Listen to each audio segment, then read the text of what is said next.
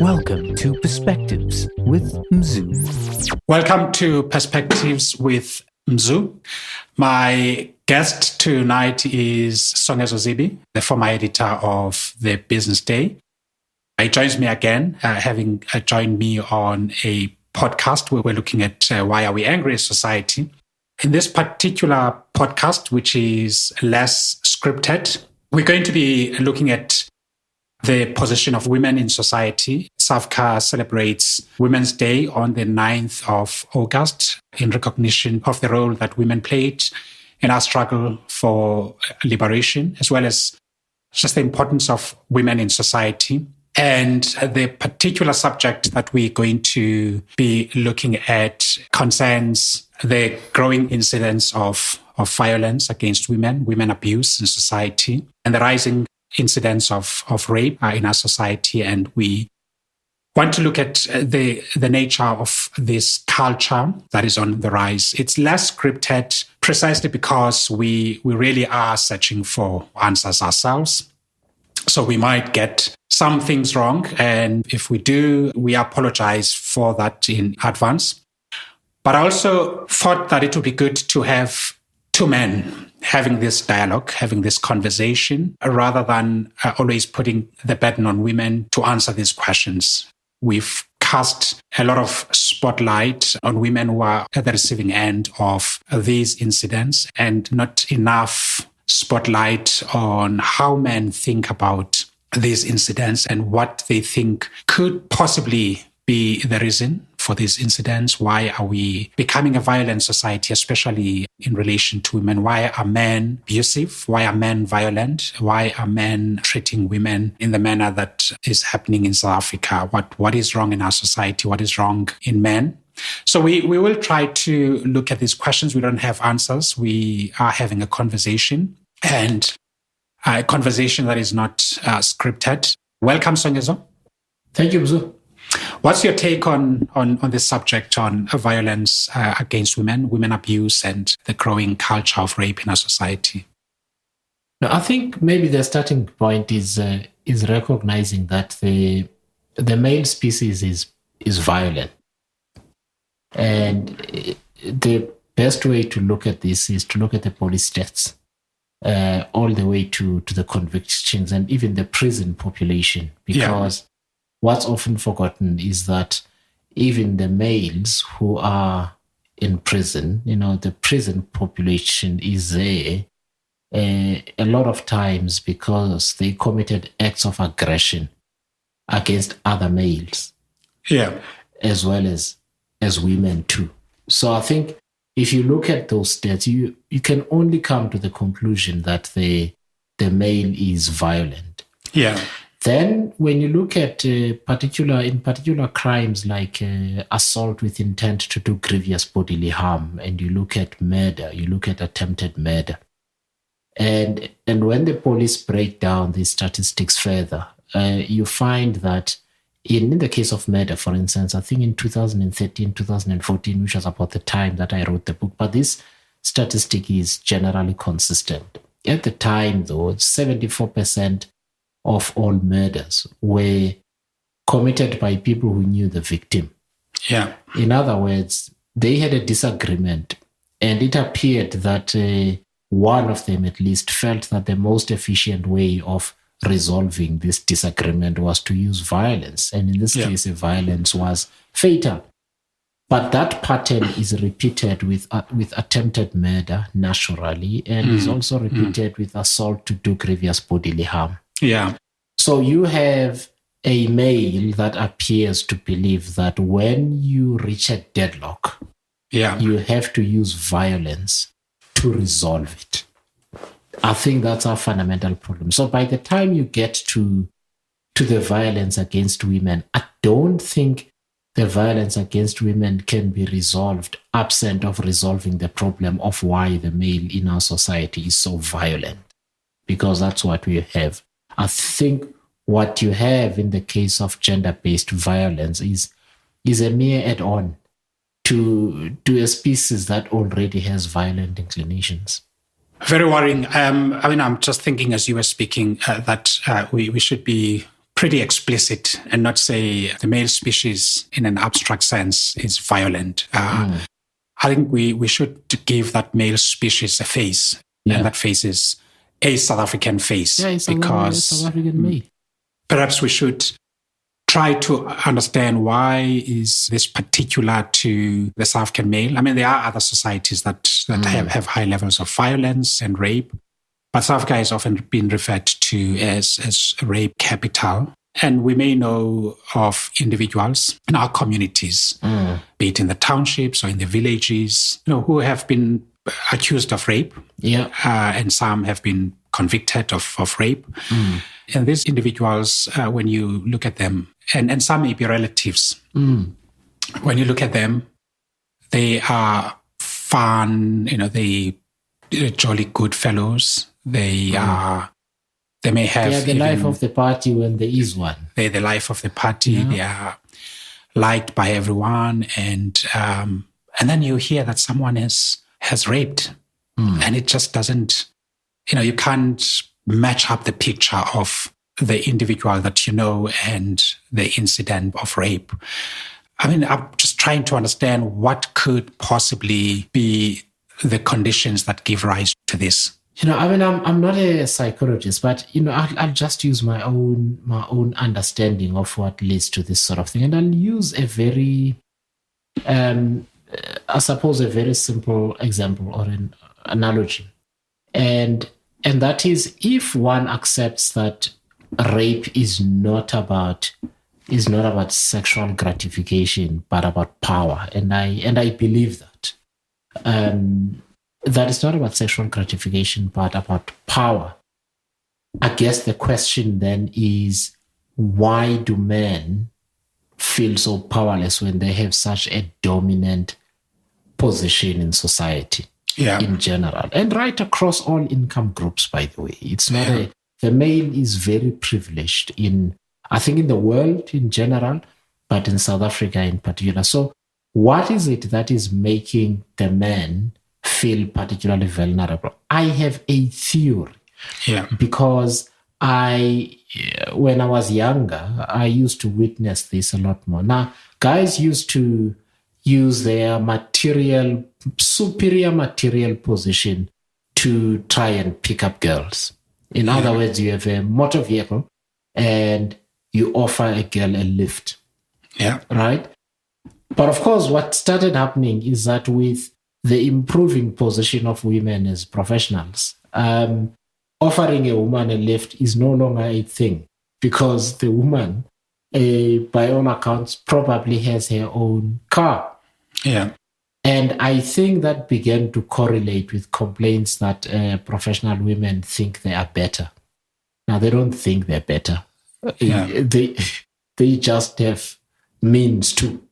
The same kind of means that the male has got. And I believe that it also could have to do with why the professional male, young professional male, who ordinarily, I suppose, could have got into a relationship with another young professional female, would then go to UJ or another university, because then the superior material position where this person feels to be exercising more power. And that power goes to the extent of being able to withhold certain things you feel that you're able to provide to the woman because she can't provide herself. And so I think, in a way, it's an extension of the male privilege. And I suspect, and maybe people who have studied this properly, that loss of privilege may have something to do with why men use rape in response in order to assert the dominance over the female, over women's bodies. And I don't think it's just about women's bodies. I actually think it's more insidious than that. It's about making a point about the position of women in society. I mean, to your point about people we know, I have a friend of long time standing, many, many years. And sometimes he starts the conversation by saying, I know you are going to shout at me. And he's then going to complain something as silly as, seeing someone who hasn't strapped a child to their car and says, you see, I don't know why women do this. And then I'll ask him if he knows for a fact that it's women who do this. Yeah. But his inclination is to problematize the gender of the person. So if something appears wrong, it's because the person is a woman. Yeah. And I think we do struggle with women, and I'm using we colloquially as men, that we struggle with seeing women being free of the superior privilege, of the privileged position of the male, and being able to do things for themselves. And I think the actual physical violence, whether it is an attack, it is rape, and also using verbal violence against women, is part of the same package for me. And I think that is why one of the reasons it happens. Sounds to me that it's an expression of many things, including, of course, insecurities in men.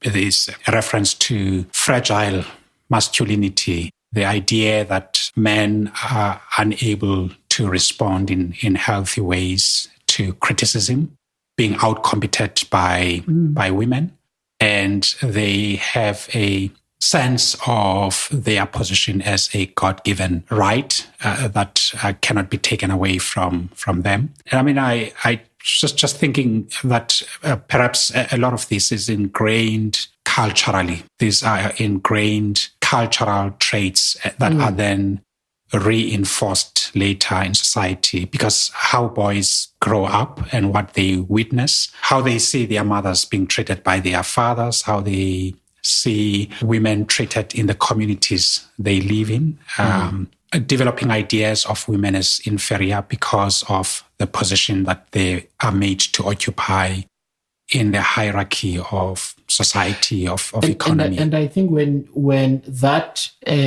perceived inferiority of the woman, the more it gets disproven by what women actually prove they can do, the more disempowered the male feels. As a consequence. I was listening to a podcast, a documentary on the BBC. I think it says What Men Want. And they went to India, among other places. They did the US, they went to India, and they also went to Nigeria. It was very fascinating for me in India because it in many ways it reminded me of South Africa, where the men, there were even support groups for men who feel that women are becoming a problem. They're too dominant in society. They're protected. They're cushioned, and all of these things. I couldn't believe it. But these guys were feeling threatened to the extent of going for counseling because they thought women were protected. Now, when you listen to the full explanation of the context, actually all these guys were complaining about was loss of male privilege. They felt that they should no longer be, the consequences that the law visits upon them for doing things like being violent to women, groping them, raping them, and harassing and following them around were becoming severe, and now they crying foul. And I think it's what we do in South Africa.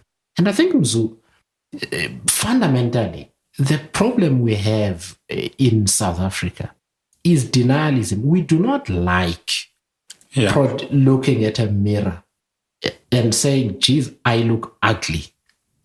A lot of the things I do, a lot of who I am needs to change because it is out of sync with the values of a modern and democratic rights-based society.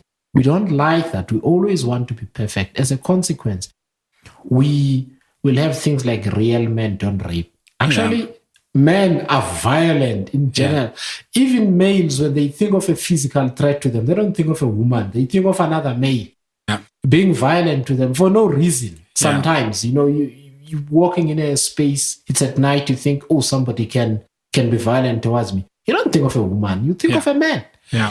And there doesn't have to be logic to the violence that you are fearing. And that's the point. So when you have a society that is patriarchal, women are naturally going to be on the very severe receiving end of this because even the males themselves are afraid of other males. And then the males who are afraid themselves exercise dominance over the women.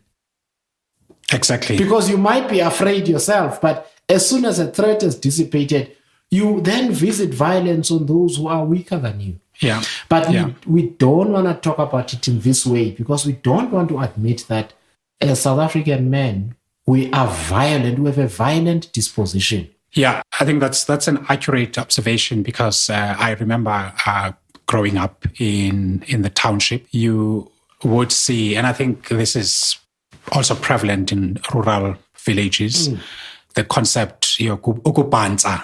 Yeah. And it was, you grow up observing that it was a normal thing. It was conventional, which is groping. Yeah.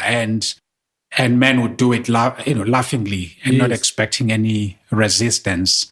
That any man, even if they see a stranger, they felt that they had the right to go and just grope and move on. But here's the thing, Mzu. So imagine one guy bounces another guy. Yeah. The one who is on the receiving end of this will react violently, Mzu. Yes, exactly. They will react with violence. And you wish you could stop them at that point and say, hang on, wait. Yeah. So why are you so offended by this action? And of course, the guy feels violated, feels disrespected, and so on. But when it's done to a woman, it's okay.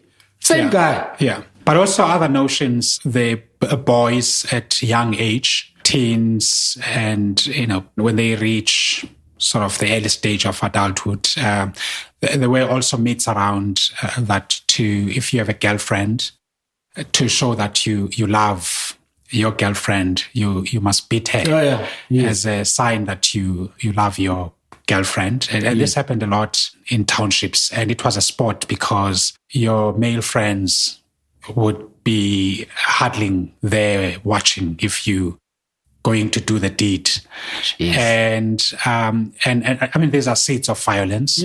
These are, when it is said that men are violent, it's not sort of an abstract notion. It's an expression of the real social conditions or social conditioning from home to peers at school to peers after school, and what a man grow up observing. And it so happens that, and I mean, if we are honest, the pervasive violence in society is black in color. It's a black man. And it's not a popular thing to say because, you could be accused of overlooking the violence of white male, which is true. I mean, given the kind of society that we've lived in, which has been a violent society. It's not to say there are angels and demons. White males are not violent, and it's black male, but in relative sense and cast in the mold of our socio-economic circumstances, which were extremely violent. Boys growing up in hostels, in Langa hostels or in Nyanga hostels, in Crossroads, in other townships in the country, and in environments that made it okay to be violent and to be publicly violent, especially against women. And we are, in a sense, reaping the fruits of those seeds. Of course, there is individual responsibility that before you commit an act of violence, there is a space for you to think and consider your consequences. There is no demon that impels you to be violent or to beat up a woman. So given, I mean, there are clearly the socio-economic factors that create fertile conditions for violence. But also there is the idea of male entitlement. It could be a privileged male that comes from a middle-class background, a well-to-do background, a rich family, and they feel that the world owes them something, and they feel that they have a God-given place in society to be served by women. And because of their material position, they are able to get their way. Either because of their social status, their position, maybe they are a chief executive or they are a politician, a member of parliament, they are a minister, they are a deputy minister. I mean, we've had these incidents from all these categories. And because of that, they have been able to use their power to get their way with women. And now they encounter a woman who resists that and who puts the fellow in his position. Yeah. And the only reaction, as unacceptable as it is, the fellow feels that he needs to be violent against the woman who resists his advances. So it would seem to me that we are dealing with a deeper problem. Do you think that from a macro point of view, looking at the justice system, the criminal justice system, the police, and other institutions in society, have we been able to deal with this in the best way possible? I don't know, Mzu, if it's this is for primarily a criminal justice system problem to resolve, because I think the penalties for rape are well known. For violence in general, they are well known. And I think just like the death penalty in cases of murder, where there's capital punishment in certain countries, I am not certain that this is going to resolve matters. I think fundamentally it's about how we perceive politics to be. And if we believe that politics is fundamentally to make society better, then we need to get into the habit of politicizing heavily subjects which may appear to be abstract. Yeah. We'll talk about gender violence. And this term gives gender-based violence. This term gives an enormous amount of moral licensing to 99% of males who are violent in general, but particularly violent to women in different ways. Yeah. There is, and if you assume the word violence is derived from the term violate. Yeah. Now it begins with somebody's dignity. Now there are many ways in which men violate women's dignity. It's in the manner in which we choose to speak to women. It is in the manner in which we choose to speak about women. It's in the manner in which we choose to respond to the presence of women in the general space, not even in our spaces. It's the language we choose to use. So you will get somebody who is really appears to be trying to say the right thing, and they talk about our women. Actually, it's not our women. It's women. They don't belong to us in that way. So you can see even when somebody is trying to do good, we do it wrong in that way because it is so ingrained. And I ask myself, at that level, because then it's a continuum. It just keeps getting worse from there and ends up with murder. Yeah. Ultimately. The question is, if we want to stop the murder, can we really do that when we allow all manner of violations to be perpetrated against women, and then 70% of the way in we say, whoa, okay, that you can't do? I don't think so. The two solutions are not mutually exclusive, Mzu. They have to go hand in glove, but I think it begins with a very difficult admission that all of us have to make, that we are a problem. Right? We are a problem, and as such, we are possibly not the best people to lead the way to a solution because we are the problem. Yeah. It is an incredible place of vulnerability because now you must kind of let go of your privileged position and do something that we often find very difficult to do, which is to listen. I know I struggle with it. We find it very difficult to listen because it's like this mirror getting played at you. You feel hammered. You feel, you start trying to utilize their moral licensing bandwidth and say, yeah, but I don't hit any women, I don't do any of this. But of course, we perpetuate it in different ways. We maintain friendships with people who do. Yeah, I'm talking about my friend, right? We also do it in certain ways. So I think that's where it begins. So the nature of political discourse and the things we choose to give importance to need to change out of that vulnerability, and that the solution may come from not from men, but the leadership under that specific circumstance would come from women. The second then is just being, and I'm generalizing here, is just being strict about applying two things. One, a moral, ethical code with regards to this, which is incredibly difficult because the church language needs to change. A concept such as the head of the home has got so many connotations. What do you mean, the head of the home? Right? Yeah. Who we supposed to? So we need to. It needs to be okay to examine those concepts. It needs to examine conceptions of inheritance and leadership in the home, even in the non-religious or Western religion sense. In other words, in African culture, basically. Yeah, I'll come back to that because I'm very interested in that question. I do think that something needs to be challenged to change at all three levels.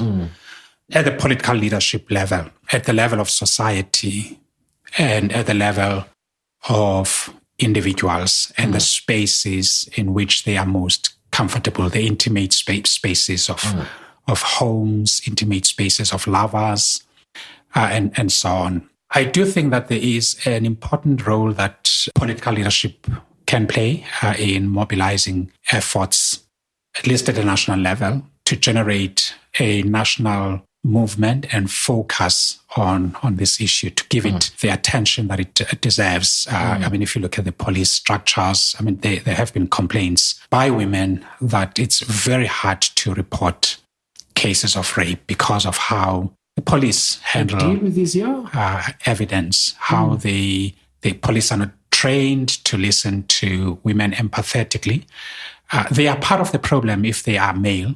The criminal justice system also comes under fire for its inability to gather sufficient evidence and prepare itself accordingly to secure convictions. And on this score, I want to cite a case that happened 13, I think probably 18, close to 20 years ago. It was 2000, around Feb, March. There were two powerful ministers in government. It was Minister Steve Tshwete, who was the Minister of Safety and Security, and Minister Penuel Maduna, who was Minister of Constitutional Development. And at the time, around 2000 and before, there were growing concerns about the rise of rape in society. And some study came out saying that every 26 seconds, a woman is raped in society.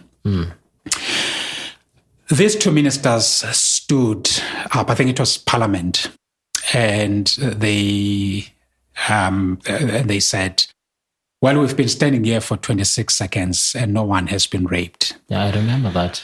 And that image stayed with me for quite a long time, which is why I recall it, because it said something about the attitude of male politicians towards rape, of big men, men with titles, men with power to change things in society. They don't use it, they give it away by ridiculing this kind of thing. Not so long ago, I overheard a conversation by a group of powerful men who hold serious positions in government. And I was not part of the conversation. I was overhearing the discussion, and they were talking about this particular issue, the violence against women, and the march that took place about a week ago. There were two women who were making a case that the black men are violent and that we need to focus on this. We need to do something about this. And I'm obviously summarizing the conversation. And the two gentlemen said, well, the problem is that they question this issue of these marches and this focus on men who are violent and men are trash. It's provoking. No, they said that these are statements that are blended by white feminists. And these marches are, mechanism by white feminists to turn focus away from the National Democratic Revolution and blah, blah, blah. And it was quite an irritating conversation because these are really powerful men. And so I do think that there is because there are gradations of power and those who hold, I think as individuals, you're quite correct. We should own the problem. You and I should own this problem. It is our problem. And I'm going to come back to that. But I think there isn't sufficient consciousness and a sense of responsibility on the part of our political leadership and a sense of urgency to deal with this issue and to put all the resources that are necessary to confront this. But why would there be? There is no motivation on the part of political. So, I mean, let's deal with the two things. The first thing is the extent to which the black male is violent, and I think it's a touchy subject because it's easy to go to the full extent of the historical and structural issues and say there's been so much violence. But my response to that is that the black male is violent not as a genetic defect, It's social conditioning. It's a social condition, which is partly driven by some of these historical issues, but it's more complex. It's also a patriarchal cultural setup. It is the rise of modernity, which is leaving the black male in a position where the black male feels vulnerable, right?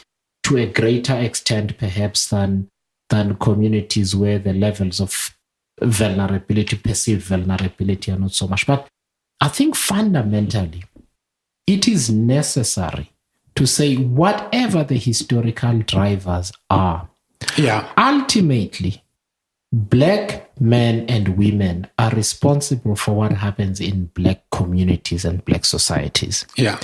And it is never going to happen that we wait or we should wait for these conditions to no longer exist so that black men can then begin to think about how not to be violent to black women, right? So we need to accept that moral and ethical responsibility to say it can't wait, because this argument, what it does is it says this gender issue is not so important because there are bigger fish to fry. There is a race battle to fight. There is a racialized socio-economic battle to fight. And therefore, let us focus on that fight and then maybe things will get better. But if you're a woman, it never does. So I think it needs to be tackled head on. But it then links to the politics, which is the second point. Think in our society, Ramzu, the politicians who tend to animate, in particular young people, are those who in their words and in their posture have a boorish and violent disposition. Because it is linked to radicalism. So the angrier you sound, right? The more you are likely to animate people, because all of us are frustrated by lots of things, whether it is corruption or unemployment or things falling apart in public service and so on, and service delivery and so on. We're all angry. So we look for angry characters. I think, and those characters are usually not angry at this sort of thing. The anger works when you can other the problem. It's not, there will never be an instance. I will be very surprised if there's an instance where a politician stands up and says, I am angry at my species, the male, because of what we do. So I I guess it goes back to how we define politics. We have euphemisms. We say, oh no, it's a service delivery protest. It's not. It's a political protest. Yeah. Because service delivery issues are about dignity, and dignity finds its protections in political institutions fundamentally, right? Exactly. So it's the same for this sort of thing. And so we need to change the politics. The question is, do we expect the males to change the politics? I think it's a part we never, as males, we have no motivation to do this. We are in a privileged position. So what do I think needs to happen? I'll go back to the point I made, Mzu, which is I think it is actually necessary that women drive more friction with the male, drive more discomfort with the male in order to create change. Because without that kind of discomfort, we never going to do it. But I guess it's about not just the shutdown march on its own, but it's about how that discomfort is deliberately extended to our workspaces, to our social spaces, and so on. This constant challenge has got to happen. Otherwise, so I don't see that we as males have any motivation to change this. Nobody's going to get elected on this ticket. True. I mean, I like to compare an aspect of this theme on gender relations in society and the position of women in society, the kind of backlash that we're beginning to see from women and also the movements such as Men Are Trash, which are partly designed to force men to reflect about the condition around them. Are you seeing what's happening? Why are you quiet if you are not part of it, if you're not an accomplice to this? Because your silence means that you are part of them. You can't disentangle yourself from this perverse reality in our society. But I like to kind of, compare this with, for an example, how easy we become agitated when we talk about race and how we need to make white people uncomfortable, to make them know that they own the history of racism and the race-based inequalities. And we don't accept statements such as, well, not all white people. But when it comes to gender issues, as men, as black men in particular, we very defensive. We have all manner of rationalization, trying to rationalize this away, that not all of us, that, I'm a progressive male, I don't do this. And in fact, if you were to say on social, if you were to say to do nothing about it, because exactly. If on social media, for an example, you were to say, we black men are violent, a whole lot will say to you, own that, say, I am violent, leave us alone. Leave the rest of us out of it. We don't, precisely the point you're making, we are part of this violence because we don't care about it. We don't think, we don't contemplate on it. We don't want to own it. We don't want to do anything to overcome it, to reduce it. And it's not part of our daily thinking, of our strategies for making society better, for transforming society. It's not a popular thing, but it is something that is necessary. If you say it in public, which we should say in public, you will be ostracized, which we should be ostracized in a quest to build a better society for women, for our own children, and for generations to come, to make society healthy and functional. Just on this theme of politicians and big men, I mean, there are two anecdotes that I have that are quite jarring in the sense that I kind of witnessed in my first year at varsity, in my first meeting of SASCO, the South African Student Congress. I think it was a workshop.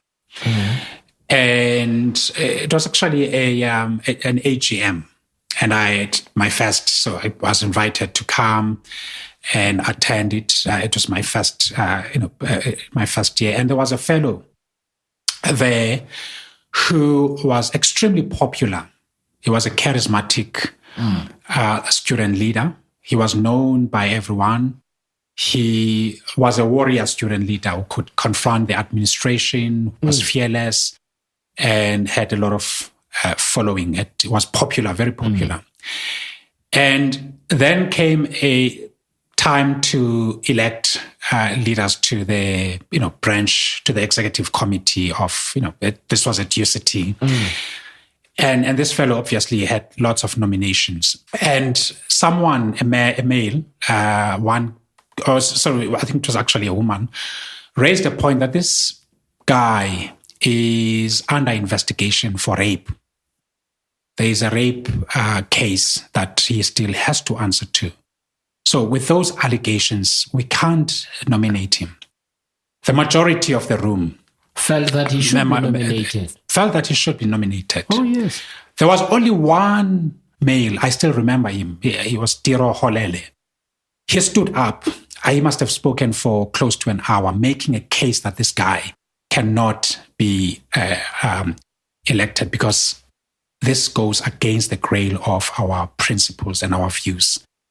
All the males in the room, including myself, no excuse to being a first year student and this being my first meeting, were quiet. We didn't want to raise their voice to question why this chap should be elected.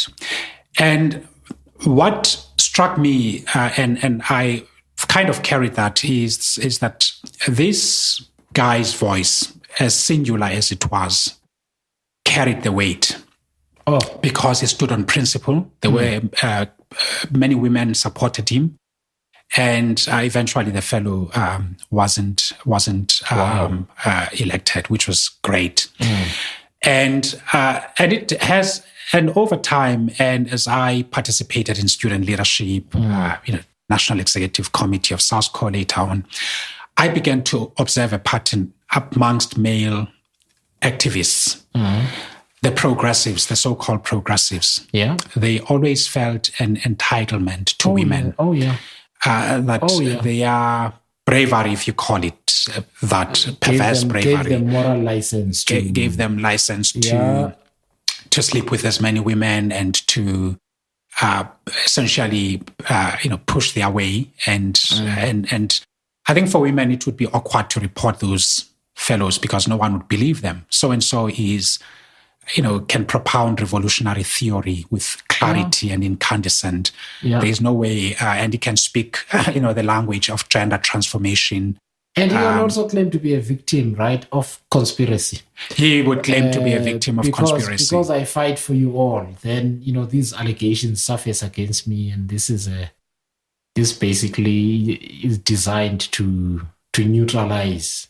Precisely. Which is why I think you would easily see this amongst political leaders, where power, especially political power, confers, they feel that it confers on them license to be exploitative, to prey on women.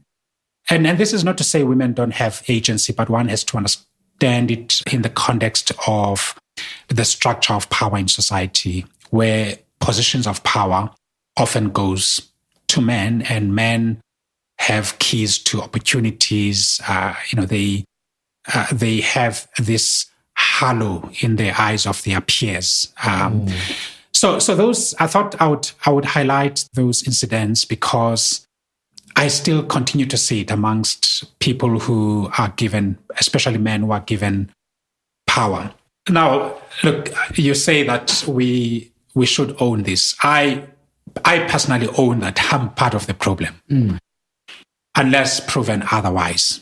I'm part of the problem unless proven otherwise. And I think we need to think hard about how we're contributing to this silence, to the culture of silence when women are abused or are raped, or there is a case of sexual harassment or any form of sexual violence violating women's bodies.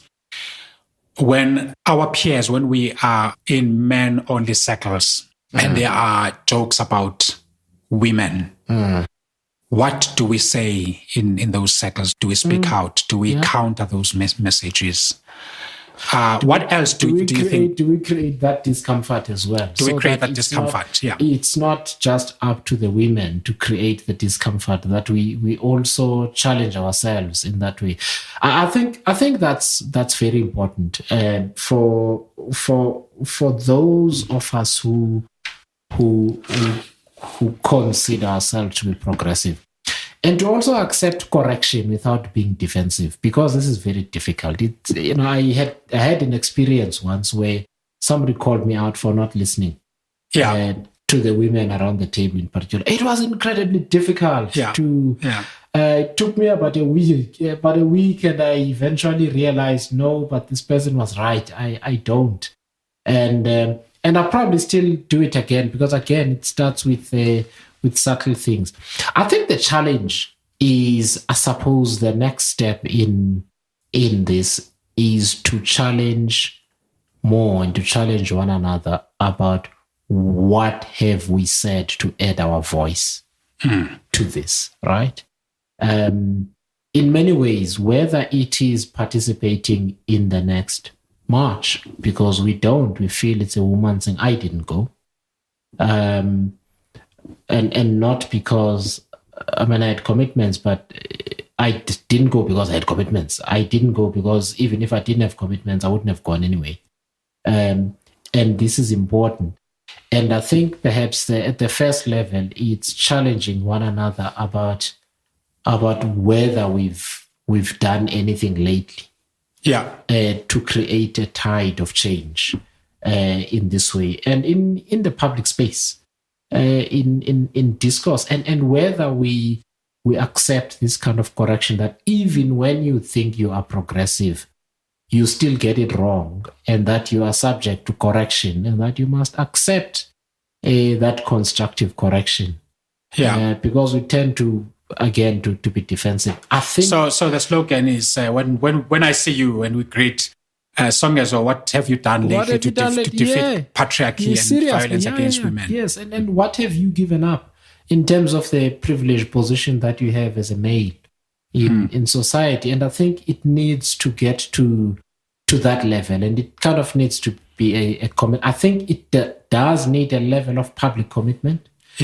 Because without that, it becomes difficult. We need more people holding us accountable to the promise, because otherwise it's not done. And I guess it's seeking those opportunities. The second thing is that I think it's easy to talk about a lot of general things in politics, but I think those of us with the possibility to participate in public discourse, we do need to write about these things honestly and acknowledge being part of the problem ourselves. Right, in many ways. Because that is how change is going to happen, and accepting that in doing that we will still get some things wrong, but again we will accept this kind of correction. I think that the danger is in how we respond to those who, in an attempt to do the right thing, get it wrong. Because and it's a very delicate balance, because I think sometimes we become too harsh, and so the type of correction that we do is that happens has got to be, I suppose, it has got to be educative. Because often you still don't know why you're getting it wrong, why you don't get it. Somebody says you don't get it. It would help if they explain why I'm not getting it, because I don't then. If you know what I mean. You tell me I don't get it, the first step is to understand why I'm not getting it, which is an education process, and we need to be receptive to that education. So the nature of the dialogue around this. And I think then the third thing is really to drive a new form of politics where we start with a definition of what it means to have a functioning modern society. And a modern society doesn't mean an affluent society. It just means an egalitarian society, and the things that we need to teach. And that goes to how we challenge traditional norms, whether they're in the church or they are in our own community spaces. You preempted one of the two questions I was going to go towards sort of closure in this discussion. I'm very aware that the conversation that we have has barely scratched the surface. Yeah. And also, I'm very wary of, I'm increasingly becoming wary of the notions of progressive male. I think it could potentially, if not so, a dangerous species. Because if I think that I am progressive, it means that I am less self-aware. I am oblivious to my blind spots and how within my evolution as a male who comes out of very violent socioeconomic conditions, I may still carry elements of that social DNA within me, but perhaps not so conscious of my erroneous ways of thinking and behaving towards women, because human beings tend to magnify in their consciousness things that are good about them, that are good, are positive about them, and tend to de-emphasize or ignore or overlook things that are fundamental weaknesses. And I think the idea of a progressive male carries danger in that sense, because you begin to it's like I've been cured of alcoholism. Precisely. So you've got to be always alert, aware, open to education, be open to growth, call for feedback. And this is not to mean or to say that you must live in a robotic way where you are trying to find demons where there are none. But to be aware as we figure out how to coexist as men and women in a society like us that has a history of violence, from colonialism to apartheid, to ways in which women are treated in the boardrooms, to ways in which women are treated at home, and also I'm not comfortable with explanations that are purely structural. That the problem is the struggle. It's sort of the Marxist type of reasoning that once we resolve the structural tension between capital and labor in our society, all these problems about race and gender are going to go away because they are rooted in the structure of apartheid. It's a reductionist. We need to leave them and focus on the bigger struggle. On the bigger struggle, which is what has happened to women's struggles historically from the late 19th century to especially in the 20th century, where they became a footnotes to grand narratives about emancipation of slavery or civil rights movements in the 1950s in the US, or the ANC's and the South African Communist Party's National Democratic Revolution. And I think we have to cast spotlight on individual responsibility as well. Now, I do think that we should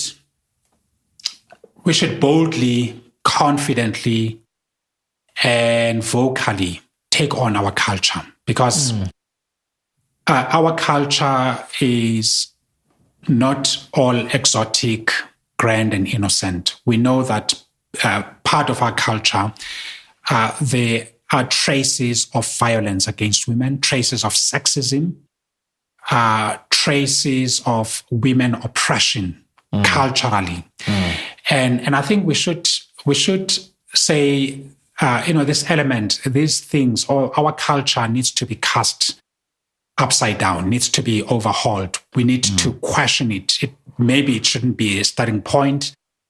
Maybe we need to think of values that are more affirming of human dignity, that are more universalistic, and that a lot healthier than what we have seen observed in our culture. Secondly, I think we need to go against the grain of religion. I've sat under many religious teachings and about whether women should lead in church, whether women can take positions of authority, and these ideas about the leadership at home must be men, ignoring the fact that the idea and the notion of leadership is a social construct in essence, and it is patriarchal in nature, and it is a part of introduced to a religion or reasserted by a religion. It is a cultural phenomenon that reinforces the position of women, of men, powerful position of male in society, and that pastors, reverends, priests preach this inequality as a virtue from the pulpit is problematic, because they're in such a powerful position, spiritual authority. They are not questioned, and I think they can do much more to build a healthy society and healthy relationship between the sexes. Yeah, no, I completely agree with that. I think the biggest struggle, as you say, is within our own social and cultural spaces, because that is where the genesis of much of this is. Conceptions of what is normal, conceptions of power in society and responsibility, and the definition of leadership. And to also talk about our general dislike of women who exhibit talent. Yeah. Because with those superior talents come the possibility of influence. And suddenly ambition becomes a problem because the woman is too ambitious. Yeah. And so on. And I think all of those things are social constructs that we need to own in our own. We need to own the responsibility to see actually to their destruction. And I think the language that we choose around what a different picture looks like is important. Yeah. Because we can choose to reform these notions, or I think we need to go for their destruction and replacement by new concept of society. And I think it is that fear of destroying something that does not work and replacing it with something different that prevents us from doing that, because we want to hold on to quite a lot of these notions. And then we hope that things will change within that same construct. It can't work.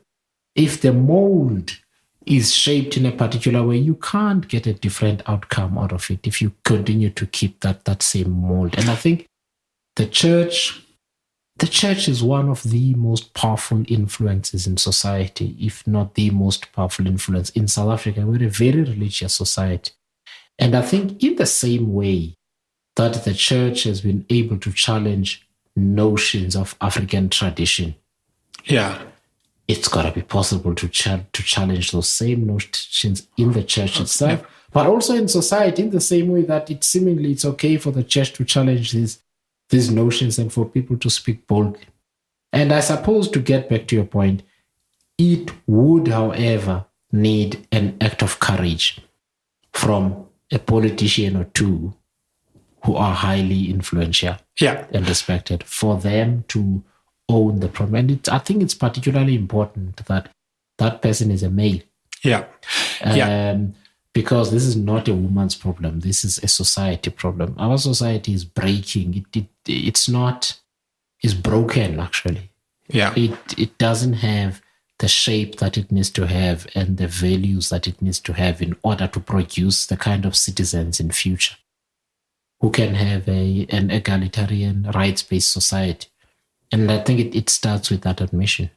Yeah, I mean, that's a great point to make there. And I want to sort of tie it down as a last point. I mean, you kind of cast the canvas very clear that society is broken. And I think the task of rebuilding the spirit and the soul of the South African society will begin with individuals, with you and I at home. And, we raising boys and girls at home. What kind of fathers we are to our children, both girls and boys? What values do we impart to them about their place as future women in society? How do we relate to them in a way that expresses healthy masculinity and that allows them to set a standard for themselves later on? Yeah.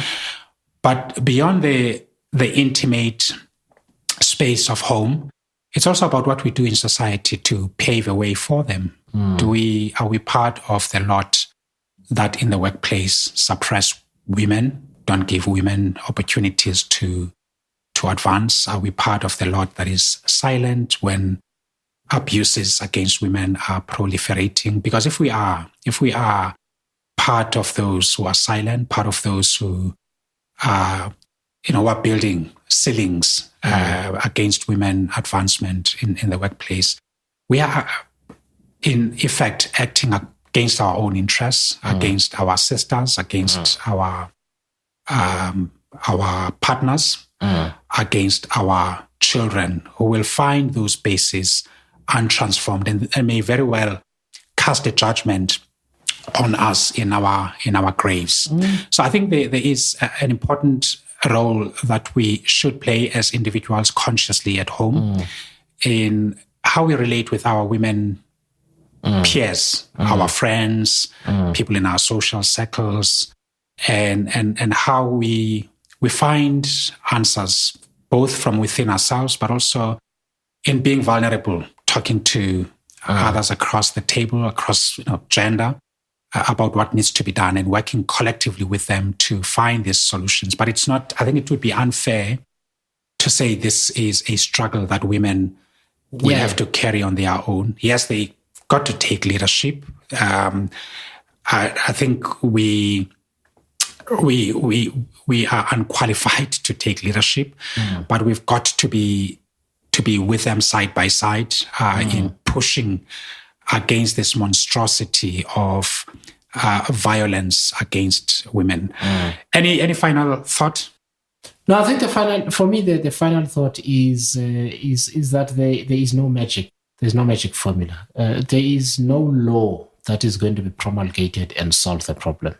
We can have 20 laws. This needs to be a movement for social change, and it begins with I think it begins with the concept with conceding that we can be very active supporters of the change. I am not certain about being leaders of the change. It really would be a first anywhere in the world where the transformation is driven by the perpetrator themselves. And I think that's the starting point. And otherwise, I think from that social movement can then come also momentum for institutional change, because our constitution is there. We've got all of these laws and so on. We've got even the Sexual Offences and Other Matters Act. And so it's not helping. It's getting worse. People are just becoming more and more violent. And I think it really is about changing the mood in society, in particular, amongst the males. And also, I guess, those women, because of the thing about the oppressed, in that they begin to take the shape and form of the thinking of the oppressor. And that the most ardent defenders of violent men are sometimes women. And we need to deal with that too. And that it is on the basis of their injunctions that we're able to make excuses for ourselves to say, but there are women who also don't think this is justifiable. This argument is justifiable because here they are. So there's a multitude of things. But I think, like you said, it begins with the accountability of the self. Wonderful. I think that's the best place to end this. Thanks, Songezo. All right, thank you. Thank you for tuning in to Perspectives with Mzu.